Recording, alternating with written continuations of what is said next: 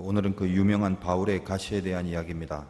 사도 바울은 가시가 있었는데 그 가시가 구체적으로 무엇인지에 대해서는 여러 가지 설들이 많습니다. 근데 오늘 성경에 있는 본문 그대로 표현을 하면 육체의 가시라고 했으니까 대표적인 견해들이 무슨 육신의 질병, 건강의 악화 그런 것이라고 보는 견해가 지배적입니다.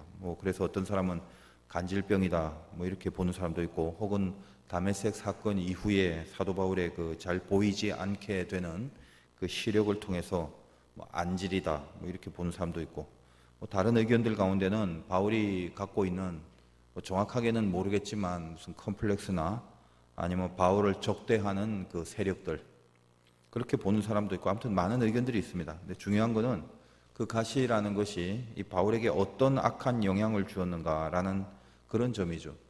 그래서 여기 오늘 본문 표현 중에 보면 그 가시라는 말이 스콜라스라는 말인데, 이것은 그 말뚝이라는 의미를 갖고 있습니다. 그러니까 우리가 생각하는 가시 그럼 좀 예리한 생선가시 이 정도로 보는데 그런 차원이 아니라 말뚝이라는 거죠. 근데 몸에 말뚝이 박혔다. 만약에 그렇게 생각을 해본다면 이게 엄청난 고통을 주는 가시라는 겁니다. 육체의 가시라고 했으니까 그냥 대부분 그 말씀 그대로 받아들여서 육신의 어떤 질병 정도가 아닐까 이렇게 보면 제일 무난한 것 같습니다. 근데 그것을 바울의 표현을 어떻게 했냐면 이 육체의 가시를 사단의 사자, 사단이 준 어떤 그 고난 이렇게 표현을 합니다. 그러니까 이게 어떤 의미냐면 이 가시가 아무튼 이 바울의 인생을, 특별히 사역하는 그의 인생을 극도로 방해하고 큰 고통을 주는 그런 종류였다라는 것을 알 수가 있습니다. 그래서 바울이 이게 너무나 괴로워서 사단이 주는 그런 사단의 사자를 주었다라고 표현을 할 정도다라는 것이죠. 우리들도 이런 바울의 가시들이 왜 없겠습니까? 다 있습니다. 자기 가시들이 있어요. 그래서 무슨 생각을 하냐면 이것만 없으면 더 잘할 수 있을 것 같은데 이런 게 있거든요. 그것 때문에 망할 것 같다 이런 생각을 하는 자기만의 가시들이 있습니다. 어떤 사건일 수도 있고 어떤 사람일 수도 있고 어떤 여러 가지 경우에 있어서 어쨌든 우리가 앞으로 나아가는 내 인생의 총체적인 부분에 있어서 그것을 회방하고 방해하고 더 이상 진전이 안 되게 하는 그런 어떤 것이 있다는 것입니다. 근데 이것을 가시라고 했잖아요. 가시는 몸 안에 있는 거기 때문에 그냥 내가 이게 싫다고 해서 도망하거나 아니면 버리거나 안 보거나 피해버리거나 그런 식으로 해결될 수 있는 성분이 아니라는 거예요. 가시라는 개념이 뭐예요? 늘 함께 있습니다. 그게 가시 개념이잖아요. 박힌 채로 있단 말이죠. 여전히 같이 제거가 안 되는 상태로 우리 모두가 인생을 살면서 그런 이 바울의 가시 같은 가시들이 다 있습니다. 잘 알다시피 바울은 그래서 그 가시를 빼달라고 간절한 기도를 3번이나 한다고 하지 않습니까? 근데 이 바울의 기도는 상당히 명분이 있는, 영적으로 명분이 있는 기도죠. 합당한 기도였고, 본인이 영광을 위해서 복음을 전하기 위해서 뛰는데 그런 바울에게 몸의 가시라는 건 정말 방해밖에 안 되는 것이고 하나님 나라의 걸림돌이 되는 것이기 때문에 이거는 분명히 기도해야 될 제목이고 또 반드시 응답돼야 마땅한 그런 기도임이 분명합니다. 근데 문제는 뭐냐? 하나님은 그 기도를 들어주시지 않았어요. 그리고 바울은 평생 그 몸에 있는 가시와 함께 그냥 그 주님의 사역을 감당하고 살았습니다. 그러나 이 가시를 빼달라고 기도하는 중에 바울은 사실은 더 깊은 진리를 터득했는데 그것이 그 유명한 그 바울의 어록이 돼서 오늘 성경 가운데도 소개되고 있지 않습니까? 본문 9절을 다시 읽겠습니다. 나에게 이르시기를 내 은혜가 내게 족하도다. 이는 내 능력이 약한 데서 온전하여 짐이라 하신지라. 내 능력이 약한 데서 온전하여 짐이라. 이 유명한 바울의 어록, 이것이 이 바울이 기도하는 동안 깨닫게 된 바울의 고백이 되더라는 것입니다. 바울은 그 가시 같은 약함을 그래서 자랑하게 됐고, 그래서 9절 끝부분 오늘 말씀의 제목인데, 이는 그리스도의 능력이 내게 머물게 하려 함이라. 그리스도의 능력이 내게 머물게 함이라. 그 고백을 하면서 자기의 가시를 신앙의 안목으로 다시 해석하게 됩니다. 결론적으로 말하면 가시 때문에 능력이 머물게 되었다, 그런 말이죠. 우리도 이 바울처럼 인생에 가시가 있을 것인데 그 가시를 통해서 오히려 능력이 생기게 된다라는 것을 알아야 되고, 그 가시가 주는 능력은 뭔지 오늘 본문을 통해서 세 가지 정도의 능력이 나오는데 살펴보도록 하겠습니다. 첫 번째 능력은 교만하는 거. 교만의 예봉을 꺾는 능력이 생긴다. 교만하려고 하면 그걸 잘라내고 교만해지려고 하면 그 교만의 예봉을 꺾어내는 그런 능력이 우리에게 임한다는 것입니다. 신자의 존재는 그릇으로 비유합니다. 성경에는. 그래서 바울도 우리 존재가 약하다라는 것을 질그릇이라는 표현을 했는데, 질그릇이라는 게 뭐 흙으로 만든 그릇입니다. 던지면 깨져버리고 이러는 거. 우리가 왜 귀하냐 하면 질그릇이지만 그 그릇에 보배가 담겨져 있기 때문에 그 질그릇의 가치가 그 안에 담겨진 보석의 가치로 말미암아 아주 귀한 가치가 된다. 그런 표현했잖아요, 바울이. 성경이 우리를 표현할 때 그릇으로 표현하는 의도가 뭐냐 하면, 그릇이라는 건 안에 뭔가를 담고 있는 것, 우리 존재가 안에 뭔가를 담아두는 것으로서 우리의 존재 양식이 규명되는 거예요. 그게 신자입니다. 말할 것도 없이 우리는 주님을 내 안에 담고 있는 그 모습으로 신자의 삶을 살아가죠. 그러므로 겉으로 볼 때는 약해 보이는 질그릇이지만 쓰임받는 역할을 합니다. 그릇이라는 게 장식이 아니라 뭔가 담아두는 역할을 해야 되고, 그래서 그릇이 뭔가를 담고 있을 때 그때 그릇의 본연의 존재의 가치가 있는 거죠. 그래서 우리가 쓰임받는 역할을 하는 것은 진짜 그릇이 돼야만 쓰임받는 역할을 하는데, 내 안에 주님이 담겨질 때 그게 우리의 참된 모습이고 쓰임받는 그릇이 된다는 것입니다. 그러면 내 안에 주님을 담는다는 게 그럼 구체적으로 뭐냐? 어떻게 해야 되나? 일단 깨끗해야 되죠. 질그릇이 아니라 금으로 만든 그릇이라 할지라도 만약에 그 안에 똥이 있으면 어떻게 거기 보석을 담을 수 있겠습니까? 여러분 중에 뭐 비싼 보석, 다이아몬드 뭐 이런 게 혹시 있다 칩시다. 뭐 다 하나씩 갖고 계시죠? 근데 그거 갖고 담으려고 하는데 이게 금그릇 안에 똥이 가득 차 있네. 거기 누가 그걸 담겠습니까? 그러나 질그릇, 흙으로 만든 그릇이고 또 그게 아무리 작은 그릇이다 할지라도 안에 깨끗하게 닦아 놓으면 그 안에 보석을 담을 수 있는 법. 그래서 보석이 담겨져 있는 그 질그릇 자체는 흙의 가치가 아니라 보석의 가치가 되어버리는 것입니다. 이게 우리 신자의 존재 양식이라는 거예요. 따라서 내 안에 주님을 담으려면 제일 중요한 게 뭐냐면 우리 안에 이 죄를 도려내고 내 안에 더러운 죄를 이렇게 씻어내는, 청산해야 된다는 거예요. 우리는 늘 회개하며 죄 짓지 않으려고 노력을 하면서 살아가고 있습니다. 그리고 죄에서부터 돌이키고 죄를 씻어내는 작업도 하고 있습니다. 근데 한 번 청소하고 한 번 닦아냈다고 늘 깨끗한가? 그렇지 않죠. 여러분이 집안 청소를 해봐서 알겠지만 이 집안 청소라는 게 끝도 없습니다. 오늘 하고 또 내일 합니다. 내일 하고 또 모레 합니다. 늘 때가 묻기 때문에 그래요. 우리 안에 주님이 담겨져야 하는데 내 안에 늘 이렇게 때가 있단 말이죠. 그 더러운 때, 그 죄의 본체가 뭐냐라고 했을 때 그것은 교만이라는 거예요. 이 자아, 내 강력한 자아라는 이 교만이 원래는 주님의 자리, 주님을 담아야 될 그 자리가 있는데 그 주님의 자리를 대신해서 들어가 앉아 있게 됩니다. 여러분 세상 살면서 아무리 교회에서 은혜 받고 말씀 듣고 결단을 해도요, 세상에서 잠깐 정신줄 놓고 있으면 내 안에 주님이 아니라 내 자아가 꽉 들어차 있게 된다는 것을 알게 됩니다. 그랬을 때는 이 나로부터 나올 수 있는 거는 거룩한 게 없어요. 전부 다 죄만 나오게 된다는 거예요. 그런 의미에서 우리는 항상 주님이 내 영혼의 이 보좌에 좌정을 하고 계셔야 됩니다. 이 마음의 보좌는 두 개, 세 개가 아니라 딱 하나입니다. 하나. 두 명이, 세 명이 앉을 수 없어요. 그 딱 하나의 자리에 주님만이 앉아 있어야 됩니다. 성전이 뭐냐? 주님이 거하시는 곳이 성전이죠. 그래서 오늘 본문 9절에 보면 9절 저 뒤에 이는 그리스도의 능력이 내게 머물게 하려 함이라 할 때 그 머물게라는 게 관주 번호 표시되어 있고 밑에 보면은 헬, 장막으로 덮게. 헬라어 원어가 뭐냐면 장막으로 덮인다 이런 말이라는 거예요. 머문다라는 말이. 이게 어떤 의미를 주는 것입니까? 우리 바울도 텐트를 만들면서 사는데 그 텐트가 장막이죠.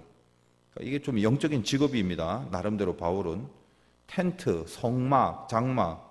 그 성막이 뭐죠? 주님이 안에 거하는 것. 이스라엘 백성들이 출애굽하면서 항상 한가운데 성막을 쳤지 않습니까? 이 성막이 뭘 상징하는 거예요? 하나님이 그 안에 함께 하신다. 이런 표현이잖아요. 그래서 이것이 이제 예수 그리스도로 말미암아 신약 시대에 와서 성경은 우리 모든 신자가 각각이 하나님의 성전이다. 이렇게 표현합니다. 우리 몸은 주의 성령이 거하는 성전이다. 그리고 그게 교회다라는 거죠. 여러분 각자 한 명 한 명이 교회의 가치이고 여러분 한 명 한 명이 사실은 성전으로 살아갑니다. 그게 신자라는 말이죠. 뭐가 돼야 돼요? 이 안에 주님이 있어야 된다. 주님을 모시고 있어야 된다. 그러므로 우리 안에 만약에 주님이 없다면 우리는 더 이상 신자가 아닙니다. 여러분의 몸뚱아리가 교회라는 건물 속에 있다 할지라도 그것이 신자의 존재를 규명하는 조건은 아닙니다. 주님이 안에 있어야 된다. 자, 지금 한번 생각해 보세요. 여러분 안에 누가 계시는 것 같아요? 자기 자아가 꽉 차 있습니까? 아니면 예수 그리스도가 앉아 계십니까? 자기가 잘 알죠. 어떤 상태인지. 여러분이 예배 가운데 다시 예수 그리스도가 좌정하시는 그런 능력이 생겨지길 바랍니다. 근데 왜 우리가 그것을 잘 못하고 이게 좀 힘겨운가? 이유는 단순합니다. 주님을 잊어버리기 때문에 그래요. 주님을 안 믿는 게 아니라 주님을 잊어버리고 놓치고 살아갑니다. 그게 왜 그러냐? 어쩔 수 없는 죄인의 습성이 그래요. 이 땅에서 살아가는 동안은 우리가 아무리 진짜 하나님의 자녀라 할지라도 주님을 망각해버리는 죄성, 이건 어쩔 수가 없습니다. 그래도 뭐 다행인 것은 우리가 밥 먹을 때 한 번씩 주님 하면서 불러보잖아요. 식사 기도도 굉장히 귀한 것 같아요. 어떻게 보면. 제가 아는 그 어떤 신자가 다니는 회사의 CEO를 모시는 비서실장이 되었는데 한 번은 저를 만나서 고백하기를 목사님 요즘 참 너무 회개가 됩니다. 왜 그러냐 그랬더니 사장님을 모시니까 자기가 하루 종일 24시간 사장이 무슨 생각하나 사장이 어떤 마음일까 오로지 그 생각만 하고 살게 되더라는 거예요. 그래서 사장이 한마디 딱 던지면 그 말이 어떤 말이든지 간에 그 배후에 어떤 저의가 있고 어떤 의도가 있는지 그걸 깊이 생각하고 아무튼 24시간 자기 신경에 모두가 그 사장님한테 모아져 있다는 말을 합니다. 그러면서 자기가 그런 모습을 보면서 이제껏 하나님을 믿고 그게 제일 중요하다고 알고 살아왔는데 나는 그동안 하루에 몇 번이나 주님을 생각하는가 이걸 비교해 보니까 너무 큰 회개가 되더라는 거예요. 그분 참 신앙 좋으신 분인데 우리 이거 다 공감하지 않습니까? 우리 모두가 다 그래요. 어쩔 수 없어요. 아직은 죄성이 남아있고 이 세상은 아직 하나님 나라가 온전하게 이루어진 상태가 아닙니다. 그래서 내 안에 이 주님을 좌정케 하는 것은 이게 노력을 하고 애를 써서 되는 문제지 자연스럽게 내가 신자랍시고 가만히 냅두면 알아서 주님이 내 안에 좌정케 되는 이 자연스러움이 생기는 게 아니란 말이에요. 애를 써야 되고 노력을 해야 된다는 거예요. 우리가 교만해져서 죄를 짓고 타락해버리지 않게 하기 위해서는 말씀드렸다시피 주님은 내 안에 주인으로 딱 그 자리에 좌정해야 되는데 자 그러면 이게 힘들단 말이에요. 애를 쓰게 만들고 노력을 해야 되는데 그렇게 애를 쓰고 노력을 할 수 있도록 만드는 주님이 좌정케 되는 것을 가능하게 할 수 있도록 하나님이 우리들에게 어떤 뭔가를 장치를 해 주신 거죠. 하나님이 우리들에게 주의 좌정을 허락하시기 위하여 뭘 줬냐? 바로 가시를 우리에게 준다는 것입니다. 건강하면 의원이 필요 없고 병든 자에게 쓸데있다. 주님의 말씀이시죠. 우리가 편안하고 아무 일 없으면 그때 우리에게 벌어지는 자연스러움, 편안할 때 벌어지는 자연스러움이 뭐냐? 자기 교만이 어느새 내 영혼의 중심에 이렇게 자리 잡게 된다는 사실이에요. 건강한 사람은 병원, 의사 생각 안 합니다. 근데 아프면 어때요? 그때부터 병원이 보여요. 그리고 그때부터 의사를 만나게 되고 그러잖아요. 우리가 가시가 있으면 그때 뭘 생각하냐면 그때 비로소 주님을 생각하는 동기가 돼요. 그때 비로소 주님을 생각할 수 있는 기회가 생긴다는 것입니다. 저도 이제 개인적으로 인생을 살면서 목사가 되기까지 나름대로 그 받을 연단은 전부 다 받았다고 그렇게 생각하며 살았습니다. 한때는. 그래서 속으로 무슨 생각을 했냐면 나는 이제 받을 만한 연단을 다 받았기 때문에 하나님이 적어도 이 육체적으로 건강에 대한 연단은 안 하실 거다. 그런 확신이 있었어요. 그래서 어쨌든 이날이 때까지 저는 나라에서 공짜로 해주는 건강검진 이런 것도 제가 한 번도 안 받고 물론 이제 병원 가기 싫은 이유가 제일 큽니다. 그리고 어떻게 불러가시면 가야지 그런 마음이었어요. 근데 이제 몰랐는데 요즘 와서 쭉 생각해 보니까 그렇게 살아왔던 것도 사실은 교만한 생각이더라는 거예요. 제가 이제 알다시피 수술도 한번 크게 하고 그다음에 이제 간도 한번 급성으로 이제 다치고 나서는 예전에는 이제 좀 힘들면 그냥 피곤하니까 그러려니 그렇게 치부해 버렸는데 요즘 이렇게 힘들면 뭔가 이렇게 긴장이 싹 오는 거죠. 그래서 기도가 나와요. 기도가 물론 이제 여전히 그래도 병원은 안 가지만 뇌 안에 긴장도가 달라지는 걸 스스로 느끼더라는 것입니다. 목회를 하면서 어떤 다른 사람들이나 교우들을 위해서 기도를 통하여 그 사람들 기도해주고 아픈 사람 기도해주고 그래서 이제 병이 치유되는 그런 은혜로운 경험은 수없이 했지만 내 건강을 위해서 기도한 적이 없이 살았는데 이 약해짐을 느끼다 보니까 이 바울처럼 이 가시를 빼달라는 기도가 절로 나오게 되는 그런 어떤 영성이 생기더라는 것입니다. 그러니까 사람이 뭔가 있어야 돼요. 아프고 다치고 이러니까 그때 드디어 주님을 찾게 되고 신자기 때문에 다시 한번 내 교만이 나를 엄습해 올 수 있는 모든 가능성을 미리 잘라버리고 차단할 수 있는 능력이 생기더라는 거예요. 그래서 바울은 본문 7절 보면 여러 계시를 받은 것이 지극히 크므로 너무 자만하지 않게 하시려고 내 육체에 가시 곧 사단의 사다를 주소 이는 나를 쳐서 너무 자만하지 않게 하려 하심이라. 자만하지 않게 하는 능력이 이 가시 때문에 생겼다고 그렇게 고백을 하잖아요. 바울도 마찬가지예요. 우리도 마찬가지고 가만히 내버려두면 교만해집니다. 그러면 가시는 어떤 역할을 해요? 교만해지려고 하는 모든 예봉을 꺾어버리는 거예요. 여러분 가만 내버려뒀으면 욕이 계속 나왔을 건데 혀에 상처가 생기는 바람에 욕을 못하게 되는 거예요. 가만 내버려두면 그 더러운 곳으로 갔을 건데 발목이 다쳐지는 바람에 거기를 못 가게 되는 거죠. 그런 식으로 뭔가 이렇게 제동이 한 번씩 걸리게 하는 장치가 되어줍니다. 아무 일 없고 다 편하고 이게 우리의 바람일 수 있어요. 그러나 결국은 그렇게 되면 인간을 인정하셔야 돼요. 아무 일 없고 다 편하면 결국 교만으로 가게 되고 그러면 내 안에 주인이 주님이 아니라 내 자신이 되어버리게 되는데 그러면 그 다음 수순은 100%예요. 죄인의 길에 그 다음에 오만한 자의 자리, 교만한 자의 자리에 눌러붙어 앉게 되는 이게 수순이라는 것입니다. 그러나 가시가 있는 사람은 달라요. 그 가시 때문에 하나님을 의지하게 됩니다. 한 번이라도 주님을 더 불러봅니다. 거기서 뭐가? 능력이 생기는 거예요. 교만이 무르익어서 또아리를 틀고 내 안에 좌정할 틈을 안 줘요. 거기까지 안 가게 만드는 게 가시의 힘입니다. 여러분이 가시가 있을 때 그 가시 때문에 교만의 모든 예봉이 잘려지게 된다는 거 여러분 늘 경험하고 살지 않습니까? 그것이 교만을 꺾을 수 있는 능력, 이것이 가시를 통하여 우리들에게 확보된 주의 능력이라는 거예요. 그 능력 첫 번째 잊지 마시고 두 번째는 기도하게 만드는 능력을 얻습니다. 이 약함을 자랑하고 약할 때 능력, 이게 온전해진다는 걸 깨닫게 되는 과정이 바울에게 있었지 않습니까?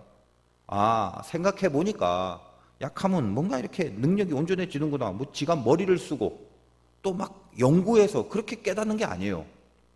바울은 기도를 통해서 그 진리, 약할 때 강할 수 있다는 진리를 뭐를 통해서?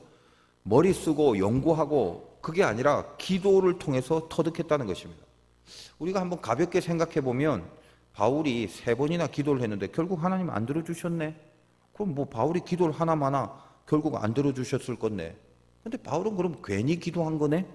그런 식으로 생각되잖아요. 근데 그런 게 아니라는 거예요.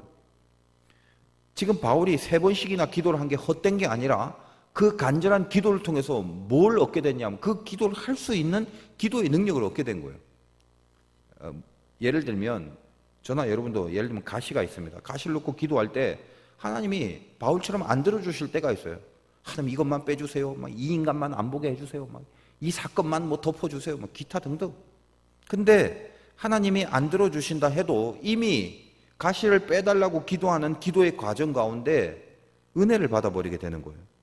영적인 깨달음은 기도하고 나서 그 기도를 통해서 임하는 각성이지 그냥 머리로 이해하는 차원이 아니라는 거예요. 마음으로 받아들이면 영적인 능력이 생깁니다. 그 차원이라는 거예요. 근데 기도가 없으면 머리로만 받고 가슴으로 받지 못하죠. 열매는 어디서 나오냐면 머리에 심겨질 때 나오는 건 열매가 아니에요. 열매는 머리에 심겨질 때 나오는 게 아니라 이 가슴에 심겨질 때 나오는 게 열매거든요.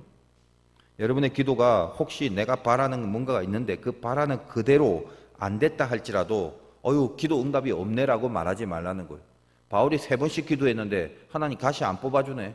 괜히 기도한 거네. 기도 응답 못 받았네. 이러지 말라는 거예요. 모든 기도라는 건 응답이 없는 기도는 하나도 없습니다. 신자가 살아가면서 하나님이 계속 기도의 제목을 주시는 이유는 늘 그 기도 제목을 잊게 만드시는 이유가 있어요. 뭐냐? 기도 멈추지 않게 하시려는 거. 그것뿐이라는 거.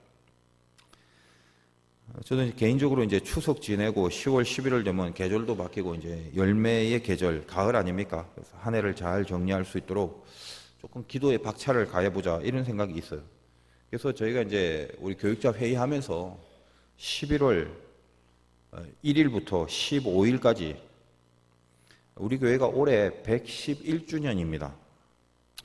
어떤 의미를 좀 부여할까 하다가 111주년에 11월 1일 그렇게 시작하면 토요일과 주일을 빼고 월요일부터 금요일까지 11일 동안 특별 새벽 기도를 해야 되겠다 그런 생각이 들었어요.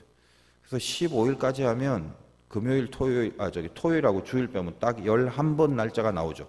111주년 기념에 11월 1일부터 시작해서 11번. 뭐랄까? 히브리서 11장. 그렇게. 그러면 신앙의 영웅들이 계속 나오는데 그 영웅들이 11명이 나와요. 참 기가 막힌 섭리죠. 그래서 이번에는 저 혼자 하지 말고 우리 다른 목사님들하고 함께 그렇게 말씀을 같이 전체가 동참할 수 있는 그런 기도회를 한번 하자. 그렇게 기도하고 계획하고 있습니다. 미리 광고합니다. 11월 1일부터 15일까지 특세 금요 철야가 있습니다. 특세. 몸이 좀 힘든 것을 느낄수록 마음속으로 이 영적인 곳에 더 기도해야 된다는 심령이 그게 생기더라는 거예요. 그게 기도의 능력인데 뭐 기도한다고 갑자기 막 더 건강해지고 이러진 않습니다. 아니 오히려 더 악화될 수도 있어요. 근데 어떤 약함 속에서 임하는 그런 능력의 뜨거움이 뭔가 이걸 알고 있기 때문에 오히려 약한 몸에서 기도의 간절함이 우러나오게 된다는 거죠. 바울이 그런 거예요. 가시가 있지만 기도를 통해서 이 기도를 통해서 임재하는 능력, 기도 자체의 능력을 그걸 얻게 된 것입니다. 가시는 무조건 기도하게 만들어요. 그 가시가 안 뽑히더라도 기도를 하면요 뽑혀지지 않더라도 뽑아달라고 하는 기도가 뭘 주느냐, 그 가시를 넘어선 능력을 줍니다. 가시 때문에 기도하면 기도 자체가 능력이 돼서 남게 된다는 거죠. 여러분이 가시가 있습니까? 그래서 이 가시 빼달라고 기도하면 반드시 응답이 있습니다. 그래서 이 응답이 그건 뭐냐? 그 응답을 받으면 여러분이 했던 기도의 열매를 맺은 거라고 보면 돼요. 여러분 가시 갖고 다 기도할 거예요. 빼달라고. 그럼 하나님이 어떻게 응답을 해줬나? 여러분이 받은 응답이 뭐냐? 뭐 가시가 빼지면 뭐 말할 것도 없는 응답이지만 안 빠지더라도 하나님이 응답해 주셨다는 거 그거 알아야 돼요. 뭘 보고 아냐? 가르쳐 드릴게요.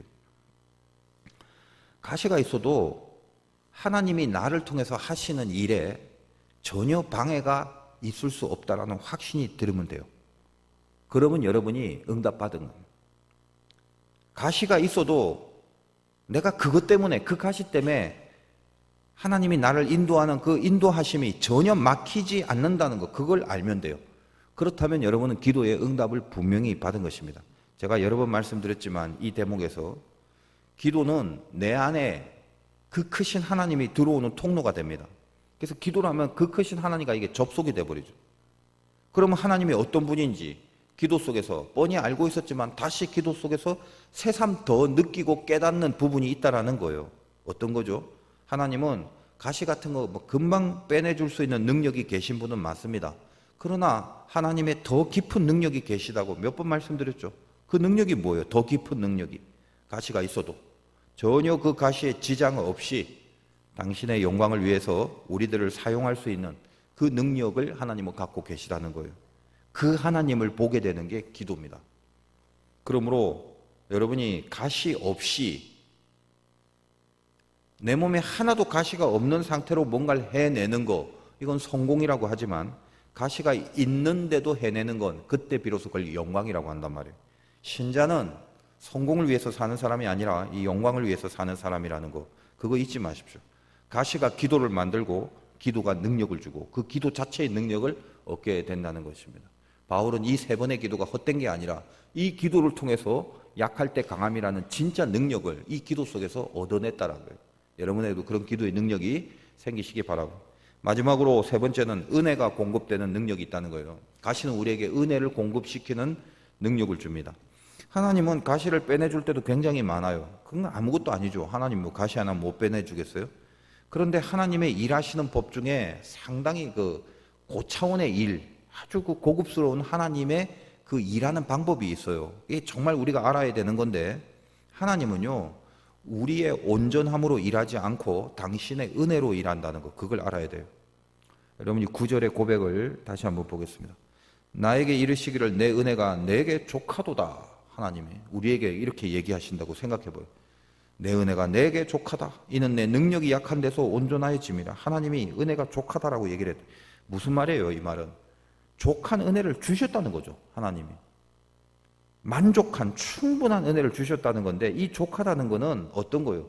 그 은혜가 해결하고 그 은혜가 감당할 수 있는 그 정도의 충분한 공급을 허락하셨다는 거예요. 가시가 없을 때 우리는 온전하다고 하는데, 가시가 없는 온전함이 있다고 해서 그것으로 일하게 하시지 않습니다. 가시가 있기 때문에 하나님은 더 큰 은혜, 가시 때문에 더 많은 은혜, 가시 때문에 더 강력한 은혜를 주시는 거예요. 그래서 그 은혜로 일하게 만드는 거예요. 그래서 바울이 뭐라고 고백해요? 내 능력이 약한 데서 온전하여짐이라. 왜요? 몸이 가시가 없어서 온전한 게 아니라 가시가 있다는 걸 하나님이 아시기 때문에 그 가식을 넘어설 수 있는 더 깊고 큰 은혜를 계속 공급하여 주신다는 거예요. 그 능력을 바울이 얻었다는 것입니다. 가시가 있으니까 하나님이 가시 안 뽑아주는 대신에 은혜를 좋게 부어주시더라. 여러분, 가시 뽑고 네 힘으로 할 거냐 아니면 그 가시 때문에 하나님의 힘으로 할 거냐 하면 둘 중에 선택하셔야 돼요.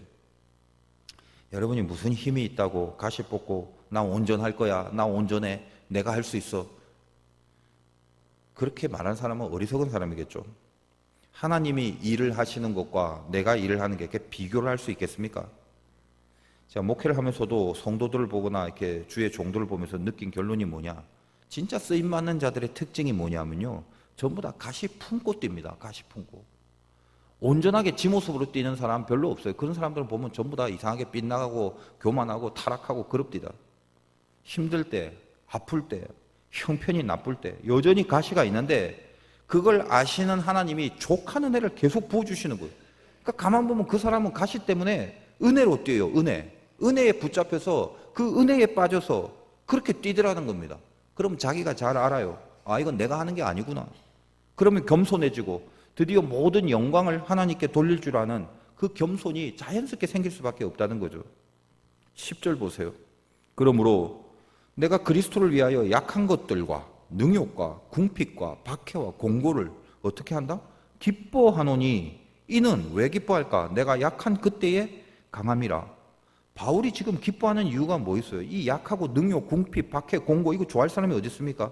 근데 그 가운데서 바울의 기쁨이 뭐 때문에 생겼다? 여기에 이걸 넘어서고 이걸 덮을 만한 은혜가 부어질 것이 기대가 되고, 그 은혜가 부어질 것을 알고 있기 때문에 그래요. 은혜가 일하게 되는 경험을 하게 될 거, 이걸 알고 기대하니까 갑자기 기쁨이 몰려오는 거예요. 주님이 하시는 겁니다. 은혜가 하는 겁니다. 영광 받으시옵소서, 이런 말이죠. 약할 때 온전해진다라는 이거, 제가 뭐 목회하면서 수없이 많은 설교를 하지만 제 스스로 그 설교를 할 때 하나님께서 주신 말씀을 받은 것 중에 잊지 못할 은혜에 붙들려서 받은 말씀들이 사실 몇 가지 있습니다. 10년도 넘었는데 그 예전에 제가 이 본문으로 하나님이 저에게 주신 말씀이 있어서 그때 이제 설교를 했던 그런 설교가 있는데, 그때 제가 이 본문으로 주님께 받은 설교의 제목이 뭐냐 하면 가시마저 아름다울 자존감으로 다시 살라, 그런 거예요. 지금도 생각하면 제 스스로에게 은혜가 많이 되는데, 깊은 가시가 있었습니다. 이게 너무 힘들었단 말이죠. 근데 하나님의 은혜에 사로잡히는 순간 가시마저 아름다울 자존감이 내 안에 생기더라는 거예요. 왜요? 이 가시는 하나님 앞에 아무것도 아니었다는 거예요. 오히려 이 가시 때문에 더 많이 부어주실 주의 은혜에 붙들리는 기회를 하나님이 주셨고, 나는 가시를 뺀 상태로 일하는 자가 아니라, 그러면 잘할 것 같지만 그런 한계 속에 머무는 사람이 아니라 가시마저도 아름답게 여길 수 있는 부어주시는 은혜로 일하는 사람이다라는 걸 알게 될 때, 그때 그 가시 그거 필요한 거란 생각이 들더라고요. 미워하거나 한탄하거나 그것을 내 인생을 가로막는 어떤 저주의 모습, 그것만 없었으면 훨씬 더 잘 됐을 것인데라는 그런 원망의 모습이 아니라 아름답게 바라보게 되는 거죠. 아가서 2장 1절에 여자들 중에 내 사랑은 가시나무 가운데 백합화 같구나. 여러분들도 하나님 은혜를 많이 받아 누렸으면 좀 하나님 앞에 뭐 좀 드려야 되고 뭐 좀 드리고 싶은 마음 안 드십니까? 뭘 드려야 되겠어요? 여러분들에게 허락하신 그 가시들을 통해서 가시나무 가운데 백합화 같구나라는 주님의 인정함, 백합 같은 아름다움, 나에게 가시가 있는 자에게 그 가시나무 가운데서 백합화 같음을 보여줄 수 있는 그 아름다움, 그걸 하나님 앞에 보여드리는 거 기쁘지 않으십니까? 그것이 우리의 능력이라는 것이죠. 여러분, 가시가 있을 때 능력이 머무는, 어떤 능력이 머무는가 오늘 말씀 가운데 정리하시고 여러분을 세워주시고 이끄시고 또 여러분에게 그 일을 맡기셔서 해내게 하시는 것은 여러분에게 공급되는 하나님의 족한 은혜라는 것, 그것이 여러분의 가시로 말미암아 임하게 된다는 거 명심하셔서 승리하시길 주님의 이름으로 축원드립니다.